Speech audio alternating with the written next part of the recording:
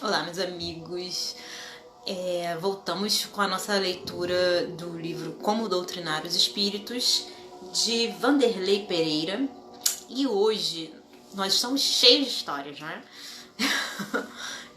A gente vai falar para vocês um pouco sobre a história de um doutrinador, para vocês entenderem um pouco o trabalho e como isso é importante para que a gente possa evoluir, não somente nós, como os espíritos.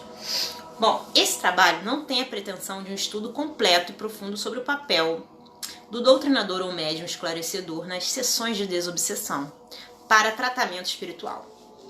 É apenas o modesto resultado de um esforço do departamento mediúnico do grupo espírita Paulo e Estevão, no sentido de melhor orientar as suas atividades, oferecendo aos dirigentes de grupos mediúnicos, aos doutrinadores e aos médiuns de uma forma geral, um roteiro mais pedagógico para o desempenho de suas tarefas.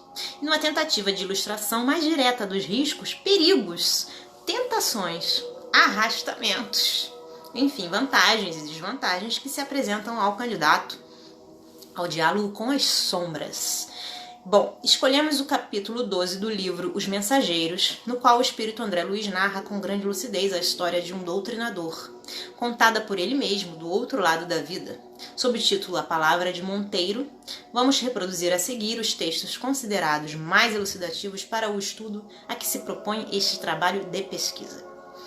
E agora é o textinho de André Luiz. A entidade de André Luiz identifica pelo nome de Monteiro. Começa sua narrativa chamando a atenção para as dificuldades com que se defronta o espírito quando em luta na carne, pela influência do meio. São tantas e tamanhas as exigências dos sentidos em relação com o mundo externo que não escapei igualmente a doloroso desastre. Mas como, indaga André Luiz, sequioso de conhecimentos? É que a multiplicidade de fenômenos e as singularidades mediúnicas reservam surpresas de vulto a qualquer doutrinador que possua mais raciocínios na cabeça que sentimentos no coração. Em todos os tempos, o vício intelectual pode desviar qualquer trabalhador mais entusiasta que sincero. E foi o que aconteceu comigo. Nessa conversa em grupo, em nosso lar, o ex-doutrinador na Terra repassa com minúcias emocionantes os quadros mais amargos de sua experiência. Não obstante, o entusiasmo com que assumiu a delicada tarefa sob o incentivo de sua mãe.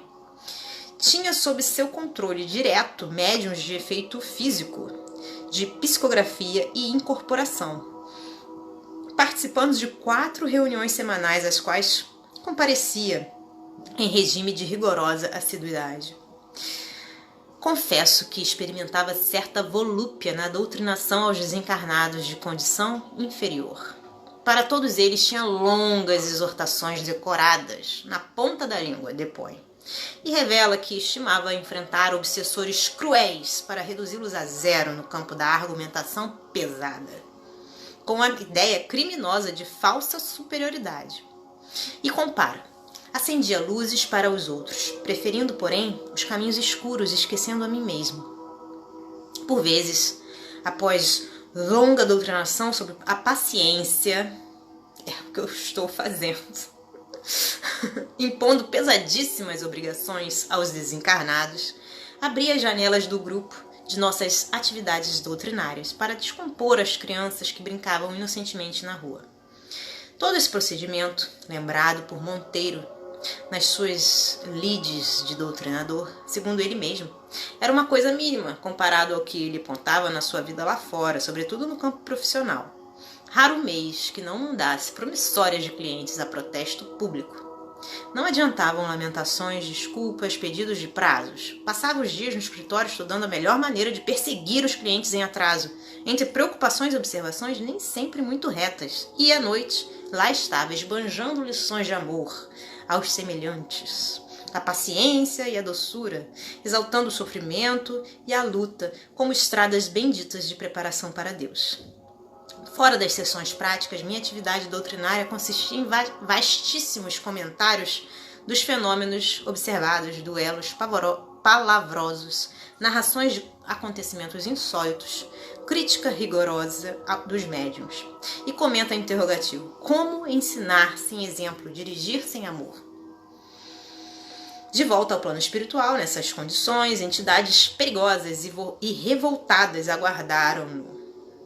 Viu-se rodeado de seres malévolos que lhe repetiam muitas daquelas frases das sessões. Ironizavam, cobrando-lhe serenidade, paciência e perdão às faltas alheias.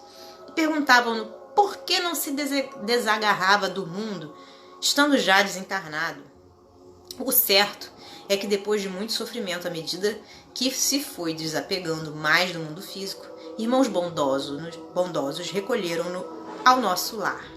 Mesmo assim, permanecia descontente, alegando que havia fomentado as sessões de intercâmbio na Terra e que se consagrara ao esclarecimento dos desencarnados, até que a benfeitora, que ouvia por mais de 2 horas seu rosário de queixas, com paciência evangélica, resolveu fechar o diálogo com esta sábia e sincera nota de esclarecimento maternal.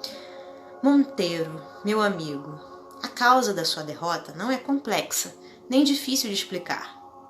Entregou-se você excessivamente ao espiritismo prático, junto dos homens nossos irmãos, mas nunca se interessou pela verdadeira prática do espiritismo, junto de Jesus, nosso mestre. E conclui finalmente o ex-doutrinador rigorista: desde então, minha atitude mudou muitíssimo. Bom, gente, é isso. Essa historinha por hoje. Espero que tenha esclarecido muito para vocês. E essa é basicamente a prática de um doutrinador, né? Ele precisa ser o exemplo daquilo que ele prega. Como todos nós, mesmo não doutrinando os espíritos, praticamente, né? Nós precisamos dar o exemplo. Um beijão para todos, Deus abençoe. Até a próxima. Tchau!